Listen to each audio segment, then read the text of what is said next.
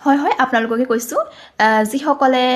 মোক ৰাস্তা ঘাটে দেখিলে মানে কি কয় বা ক'ৰবাত দেখিলে মানে ৱা তই বোলে আজিকালি ইমান ক্ষীণ হৈছ বোলে খানা চানা চব ঠিক ঠাক আছে ভালকৈ খাওঁ কিবা বেমাৰ হৈছে নেকি তেনেকৈ সুধি থাকে ইমান ক্ষীণ হৈছ বোলে ছোৱালী মানুহ বোলে ইমান ক্ষীণ হ'লে ভাল নালাগে নহয় তেনেকৈ কয় নহয় তাৰপিছত মই আপোনালোকক কৈছোঁ মানে মই যেতিয়াৰ পৰা মনত আছে মোক আজিৰ পৰা 4, 5, 6 বছৰ আগৰ ফটো মই চাইছোঁ মই ক্ষীণে আছোঁ ঠিক আছে